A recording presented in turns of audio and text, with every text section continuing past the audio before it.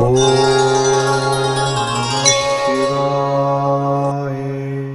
ஸ்ரீ உச்சிஷ்ட மகா கணபதியே நமக. ஓம் ஸ்ரீ குருவே நமக. ஓம் மகாகாளி மகாலட்சுமி மகாகன்யா சரஸ்வதி தேவியை நமோ நமக. ஸ்பிரிச்சுவல் ஜோதிடம் டிவி நேயர்களுக்கு வணக்கம். என் பெயர் டாக்டர் ஜெயம் ஜெய்ஸ்ரீ, கோவையிலிருந்து. குரோதி வருடத்தில் இந்த வருடம் குரு பெயர்ச்சியும் புத்தாண்டு பலனும் பிறக்கப் போகிறது.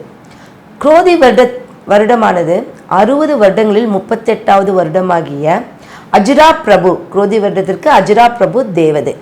இந்த வருடத்தில் குரு பெயர்ச்சி பலன் எப்படி இருக்குன்னு நம்ம பார்க்குறோம். பொதுவாக பார்த்தீங்கன்னா ஒவ்வொரு வருடமும் பஞ்சாங்கத்தின் அடிப்படையில் ஒரு அரசாங்கம் அமைக்கப்படுகிறது. அந்த அரசாங்கப்படி இந்த வருடம் செவ்வாய் ராஜாவாக வருகிறார், சனி பகவான் மந்திரியாக வருகிறார், சுக்கிர பகவான் அர்க்காதிபதியாகவும் தனாதிபதியாகவும் வருகிறார். அடுத்தபடியாக பார்க்கும்போது குரு அமைப்பு உடையவர் ராசியாதிபதியாகவும் சூரியன் தானியாதிபதியாகவும் வருகிறார். இப்போ இவங்களுடைய அரசாங்கம் நம்மளுக்கு பொதுவாக வாழ்க்கை முறையில் எப்படி இருக்கும், மக்களுடைய உலக நடப்பு எப்படி இருக்குன்னு பார்த்தீங்கன்னா, நம்மளுடைய அமைப்பில் செவ்வாய் ராஜாவாக வரும்போது தொழில் விருத்தி ரொம்ப அதிகமாகும். அதுலேயும் ஒரு மைனஸ் பார்த்தீங்கன்னா விபத்துக்கள், கொஞ்சம் வண்டி வாகன விபத்துக்கள் இதெல்லாம் நம்ம நடக்க அமைப்பு இருக்குது. இதில் நம்ம ஒவ்வொரு வீட்டார்களுடைய ஆண்களும் பெண்களும் குலதெய்வத்தை வேண்டி வந்தோம்னா கொஞ்சம் நல்ல ஒரு அமைப்பில் இருக்கலாம். அடுத்தபடியாக சுக்கிரனே உங்களுக்கு அர்க்காதிபதியாகவும் தனாதிபதியாகவும் வரும்போது பெண்கள் சாதாரணமாக பார்க்கும்போது போன வருஷத்தில் எல்லா ராசிக்காரங்களுடைய பெண்களும் இருப்பீங்க. அவங்க எப்படி இருந்தீங்கன்னு உங்களுக்கே தெரியும். இந்த வருடம் நல்ல ஒரு விசேஷமான வருடம் உங்களுடைய குரோதி வருடமும் குரு பயிற்சியும். குரு பயிற்சி 11ஆம் அதிபதியாக நம்ம காலபுருஷ தத்துவத்துக்கு 2ஆம் அதிபதியாகவும் ஒரு பிரகஸ்பதியான ஒரு தேவகுரு அசுரகுருவான சுக்கிரனோட வீட்டிற்கு பயணம் செய்யும் போது நம்மளுக்கு அற்புத பலனை தருவார். அதுவும் பெண்களுக்கு தங்கத்துடைய சேர்க்கை, பல சேர்க்கை, ஒரு வெளி உலகமே பார்க்கலன்னா எனக்கு வீட்டோடு இருக்கேன், நான் எவ்வளோ வேலை செஞ்சாலும் வர முடியலன்னு இருக்கிற பெண்களெல்லாம் கண்டிப்பாக இந்த வருஷம் நீங்கள் வெளியில் வந்தே தீருவீங்க. அப்படி ஒரு பலம் இந்த வருடம் உங்களுக்கு உண்டு குரு பயிற்சியினுடைய அமைப்புப்படி. அடுத்தது சனி பகவான் மந்திரியாக வரும்போது நம்ம என்ன கர்ம வினைகளால் பாதிக்கப்பட்டிருந்தாலும் அதை தீர்த்து நல்ல வழியில் செயல்படுத்தக்கூடியவராக இருப்பார். இந்த வருஷம் கொஞ்சம் காய்கறி விலைகள் எல்லாம் அதிகமாகும். சரியான நேரத்திற்கு மழை பெய்யாது. அதற்கு நம்ம ஒரு ஈடாக அப்பப்போ ஒவ்வொரு வீட்லேயும் அவங்கவுங்க கொஞ்சம் மாடி தோட்டம் போட்டுக்கிறது ரொம்ப நல்லது. உண்மையாகவே அதுதான் நம்ம வரும் காலங்கள். ஏன்னா எல்லா இடங்களையும் நம்ம வீடு கட்ட ஆரம்பிச்சிட்டோம். அடுத்தபடியாக பார்க்கும்போது முதல்ல நான் சொல்ல வர்றது, எல்லாரும் குலதெய்வத்தை வழிபடுங்க. ஒவ்வொரு வருடத்திற்கும் ப்ளஸ் உண்டு மைனஸ் உண்டு. எல்லாரும் ஒரே வருஷத்தில் ஒரே மாதிரி யாருக்கும் நமக்கு நடக்க போகிறதில்ல. ப்ளஸ் மைனஸ் இதில் நீங்கள் எல்லோரும் ஒரு குலதெய்வ வழிபாடுக்கு அப்புறம் எந்த தெய்வங்களும் நம்மளுக்கு நல்ல ஒரு அமைப்பை ஏற்படுத்தி கொடுக்கும். சூரியன் நம்மளுக்கு தானியாதிபதியாக வருகிறார். அப்போது அரசாங்க பதவி, அரசாங்க உத்தியோகம், அரசாங்கத்திற்காக தேர்வு எழுதுபவர்கள் எல்லாத்துக்குமே இந்த வருஷம் நல்ல ஒரு அமைப்பை ஏற்படுத்தி கொடுக்கும். அரசாங்க சம்பந்தப்பட்ட விஷயங்கள் எல்லாம் நல்லா இருக்கு. ஏன்னா அரசாங்க அதிகாரியே செவ்வாய் தான் ராஜாவாக இருக்கிறார். அப்போது இந்த ராஜாங்கிற ஒரு ஸ்தானம் நம்மளுடைய பஞ்சாங்கப்படி பார்த்தீங்கன்னா ஒரு உயர்ந்த ஸ்தானம். நிறைய பேத்துக்கு எனக்கு வேலை இல்லைன்னு இல்லாதவங்க கூட இப்போ வேலை கிடைக்கக்கூடிய வாய்ப்பு உண்டு. மழை அப்படின்னு பார்த்தீங்கன்னா வெளி மாநிலங்களில் சில இடர்பாடுகள் உண்டு. எல்லை போராட்டம் நம்மளுடைய இந்த உலகத்து அமைப்புக்கு இருக்குது. அடுத்தது பீகார் இடத்துலலாம் பார்த்திங்கன்னா அப்பப்போ மழைகளால் அவங்களுக்கு ஒரு சீரழிவு உண்டு. அதுக்கு நம்ம பொதுவாக நம்ம எல்லாரும் சேர்ந்து ஒரு ப்ரேயர் நம்ம பண்ணலாம். சென்னை மக்கள் வாசிகளுக்கு ஒவ்வொரு வருடமும் தொடர்ந்து இந்த 5 வருடமாக ஏதாவது ஒரு விபத்துலையும் ஏதாவது ஒரு புயலாலும் சிக்கிட்டே வராங்க. இந்த வருஷம் குரோதி வருடம் ஐயோ இன்னும் அதிகமாக இருக்குமான்னு பயப்பட வேண்டாம். இந்த குரோதி வருடம் அப்படிங்கிறது பகைதான். ஆனால் பகைவனே நம்மளுக்கு நண்பனாக ஆகக்கூடிய அமைப்பும் இருக்குது. கண்டிப்பாக இதில் கொஞ்சம் மாற்றங்கள் நல்ல விதமாக இருக்கக்கூடிய அமைப்பும் சென்னை வாழ் மக்களுக்கு இருக்குது. என்ன நல்லதாக ஒன்று தெரிஞ்சுக்கோங்க, வண்டி வாகனம் எடுக்கும்போது குலதெய்வத்தை சொல்லிட்டு எடுத்தீங்கன்னா விபத்துகளை நமக்கு நாமே கொஞ்சம் தடுத்துக்கொள்ள அமைப்பு இருக்குது. அடுத்தபடியாக நம்ம மக்கள் நிறைய முதலீடு செய்வாங்க பேங்க்ல. முதல்லலாம் ஐயோ முதலீடு செய்யக்கூடாதுன்னு நினைக்கிறவங்க இப்போ பேங்க்ல வங்கிகளுடைய அமைப்பு ஜாஸ்தியாக இருக்கும். எக்ஸ்ட்ராவா இப்போ 5 லட்சம் என் கையில் இருக்குது, நான் 10 லட்சத்துக்கு போய் நான் ஒரு விஷயத்த செய்கிறேன்னா அது செய்யாதீங்க. அதுதான் உங்களுக்கு பிரச்சனைகள் கொடுக்கும். ஏன்னா ஒவ்வொரு ராசிக்கும் ஒவ்வொரு விதமான குரு பயிற்சி பலன்கள் உண்டு. அப்போ இந்த வருட குரு பயிற்சி பலன் பார்த்தீங்கன்னா 12 வருஷத்துக்கு ஒரு முறை தான் அசுரகுருவும் தேவகுருவும் சந்திக்கக்கூடிய நாள். அதுவும் 2ஆம் இடத்துல சந்திக்கிறாங்க. இதை பயன்படுத்தி நம்ம கண்டிப்பாக வாழ்றதுக்கு வாய்ப்புகள் அதிகம் உண்டு. அடுத்தபடியாக ஒவ்வொரு ராசிக்கும் நான் சொல்கிறேன், நீங்கள் அதன்படி நடந்துக்கலாம். துளாராசி நேயர்களுக்கு வணக்கம். இந்த வருடம் குரோதி வருடத்தில் பிறக்கக்கூடிய புத்தாண்டும், மே மாதம் சித்திரை 18ஆம் தேதி பிறக்கக்கூடிய குரு பயிற்சியும் எப்படி இருக்குன்னு துளாராசிக்கு பார்த்துடலாம். துலாம் அப்படின்னா என்னங்க? தராசு. இந்த தராசு நியாயத்திற்கு மட்டும் இருக்குன்னு சொல்லி நம்மளுடைய கோர்ட்டில் நம்மளுடைய நீதி தேவதையாக அங்கே விளங்குறார். அப்போ நீதி தேவதைனே பேர். அவருங்க கையிலேயே துலாசுடைய சிம்பிள் தானே இருக்கு, தராசு தானே இருக்கு. ஏன் தராசை வச்சிருக்காங்க? இந்த தராசு மட்டும்தான் நீங்க எதுவுமே போடலைன்னா அப்படியே ஈவனா இருக்கும். ஏதாவது ஒரு விஷயம் ஒரு பொருளை வச்சிங்கன்னா அது இறங்கும். அப்போ அந்த இறங்கக்கூடிய அமைப்பை மேலே கொண்டு வரணும்னா அதுக்கு ஈக்குவலாக இன்னொரு விஷயத்த நீங்கள் கொண்டு வரணும். அப்போ என்ன அர்த்தம்னா, அவங்க ஒரு மோட்டிவேஷனில் போயிட்டே இருப்பாங்க. துளாராசிக்காரங்க நீங்கள் என்ன பண்ணுவீங்க? ஒரு மோட்டிவேஷனில் போயிட்டே இருப்பீங்க. உங்களுக்கு ஈக்குவலாக யார் இருக்காங்களோ அவங்க கூட மட்டும்தான் ட்ராவல் பண்ணுவீங்க. அப்போ இந்த ஈக்குவலான விஷயம் அது நம்மளுக்கு நன்மை பயக்குமா? நீங்கள் செல்ஃபிஷ்னு சொல்ல வரல, இவங்கனால நம்மளுக்கு எந்த ஒரு பிரச்சனையும் இல்லை. இதை விட ஒரு தெரிஞ்சுக்கிட்டீங்கன்னா டோட்டலாக நீங்கள் என்ன பண்ணுவீங்க? எல்லாத்து மேலே ஒரு அஃபெக்ஷன். நம்மளை சுற்றி நிறைய கூட்டம் இருக்கணும், தனிமையே விரும்ப மாட்டீங்க. எனக்கு எப்பவுமே சந்தோஷமாக இருக்கணும், எனக்கு எப்பவுமே மக்களுடைய அமைப்பு வேணும். ஒரு இடத்துக்கு போனால் நீங்கள் தனித்துவமாக தெரியணுங்கிறதுல ரொம்ப ஒரு கான்ஃபிடென்ட்லாம் இருப்பீங்க. அது நடக்காத இடத்துல அந்த இடத்துல நீங்கள் எந்த பிரச்சனையும் பண்ண மாட்டீங்க. அடுத்தது நம்ம என்ன பண்ணணும், இதுதான் உங்ககிட்ட இருக்கிற ஸ்பெஷல் என்ன? ஒரு இடத்துல தனித்துவமாக நம்ம செயல்பட முடியலன்னா அடுத்த விஷயம் எப்படி செயல்படுத்தணும் அதை யோசிப்பீங்களே ஒழிய அந்த விடத்தை பற்றி நீங்கள் சிந்திக்க மாட்டீர்கள். அடுத்தது, ஒரு விஷயத்துக்குள்ளே போனீங்கன்னா அது ஆழமாக நீங்கள் போய் அது என்ன இருக்குது முழுமை அடையக்கூடிய ஒரே அமைப்பு துலாத்திற்கு உண்டு. அப்போ முழுமையான ஒரு விஷயம் அந்த இடத்துல சுவாதி நட்சத்திரம் இருக்குது, நரசிம்மருடைய அமைப்பு. அப்போ சித்திரை சுவாதி விசாக நட்சத்திரம் என்னங்க? உங்களுக்கு செவ்வாயோட ஆதிப்பு, ராகுவோடைய ஆதிப்பு, குருவோடைய அமைப்பு எல்லாமே உங்களை மேல் நோக்கி செயல்படுத்தக்கூடிய அமைப்பு. நீங்கள் ரொம்ப பிரகாசமாக இருப்பீங்க. உங்களுடைய அறிவுத்திறன் ஒவ்வொன்றும் புதுசாக இருக்கும். வித்தியாசமான முறையில் தான் நீங்கள் செயல்படுவீங்க.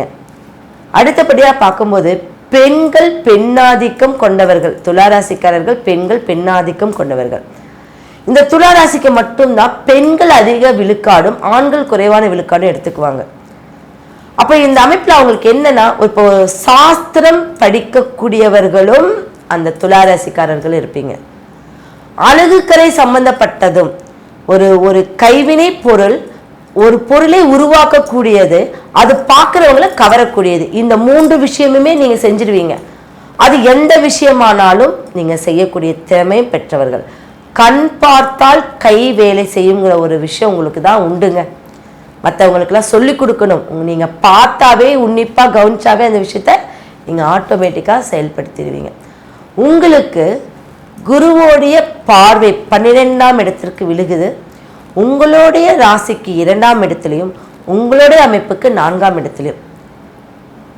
இப்போ நிறைய பேர் நீங்கள் உங்களுக்குள்ளே யோசிச்சுக்கோங்க, உங்களுக்கு திடீர்னு ஒரு சொத்து வருங்க, உங்களுக்கு திடீர்னு ஒரு சொத்து வரும், திடீர்னு ஒரு பணவரவு வரக்குண்டான அமைப்பு இருக்கு.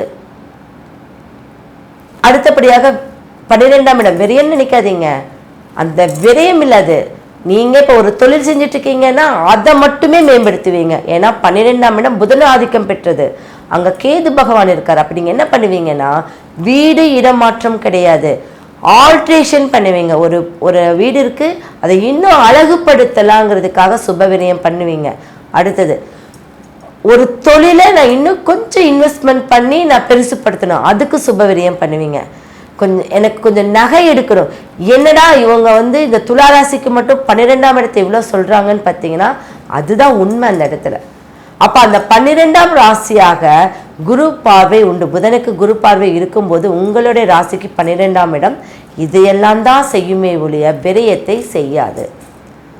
கொஞ்சம் உடம்பை பார்த்துக்கணுங்க. என்னதான் இருந்தாலும் உடல்நிலையில் இடுப்புக்கு கீழ் உங்களுக்கு கொஞ்சம் பிரச்சனைகளை, கால் வலி, மூட்டு வலி, நரம்பு சம்மந்தப்பட்ட பிரச்சனைகள் இருக்கும்.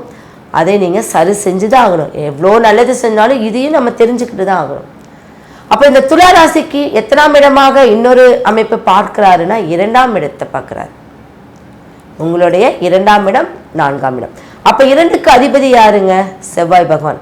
இடம் வாங்குற யோகம் இருக்குங்களா? அவரே அதை பார்க்குறாரா?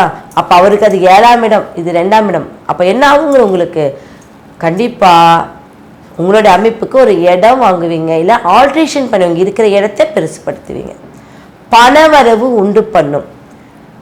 திடீர்னு ஒரு வெளி உலகத்துக்கு உள்ளடங்கி இருக்கிறவங்க வெளி உலகத்துக்கு ஒரு பேச்சாற்றல் மிக்கிறவராக இருப்பீங்க. பல பேர் முன்னிலையில் நீங்கள் ஒரு நல்ல மதிக்கத்தக்கவராக தனியாக தெரிவிங்க. கொஞ்ச நாள் நீங்கள் ஒரு பிரபலமாக இருக்கக்கூடியவங்க இருப்பீங்க. அடுத்தது கலைத்துறையில் இருக்கிறவங்க, சினிமா, ஃபோட்டோகிராஃபர், இவங்களுக்கெல்லாம் நல்ல வாய்ப்பு இந்த வருஷம். அதெல்லாம் நீங்கள் நல்லா பயன்படுத்திக்கோங்க.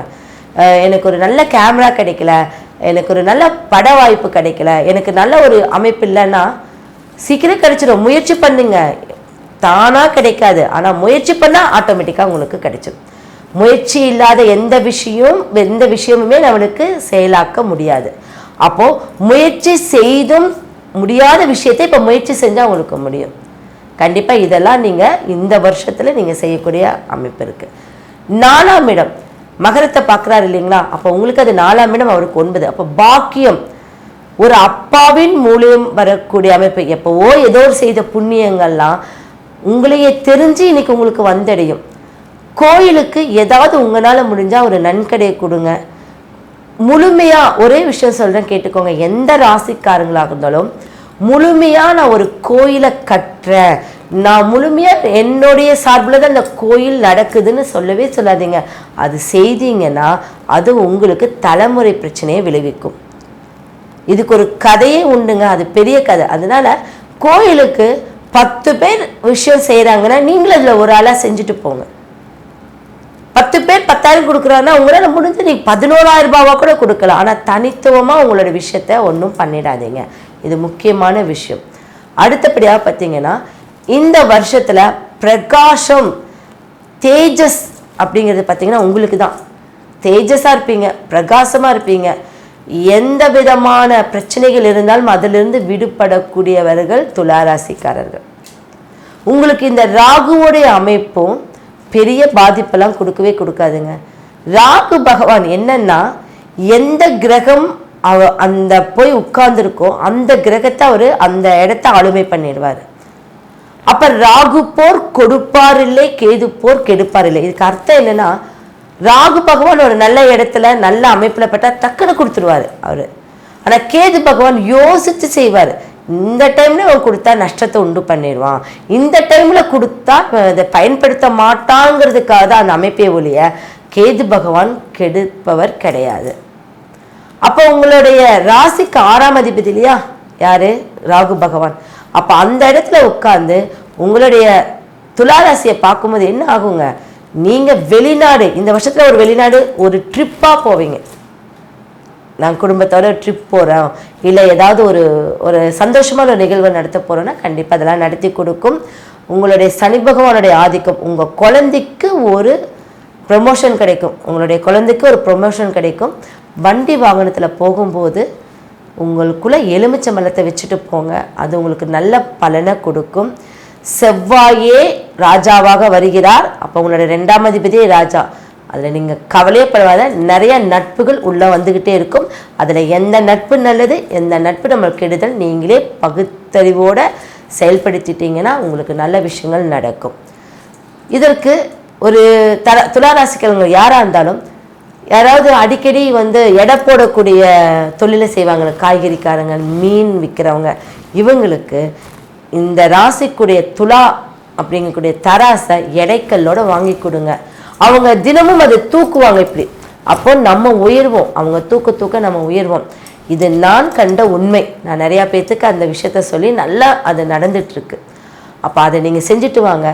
லக்ஷ்மி நரசிம்மரை வழிபட்டுட்டு வாங்க. தொழிலுக்கு அதிபதியே அவர் தான். லக்ஷ்மி நரசிம்மரை வழிபட்டுட்டு வாங்க. லக்ஷ்மி நரசிம்மரோடைய யோக நரசிம்மரோடைய எந்திரத்தை வச்சுக்கோங்க. அடுத்தது மந்திரங்கள்னு இப்பவும் சொல்கிறேன். மந்திரங்கள் அந்தந்த எந்திரத்துடைய மந்திரத்தையும் உங்கள் குலதெய்வத்தையும் சொல்லிட்டு வாங்க. அது மட்டுமே போதும், உங்களுக்கு நற்பலன்களே தந்துடுவார்.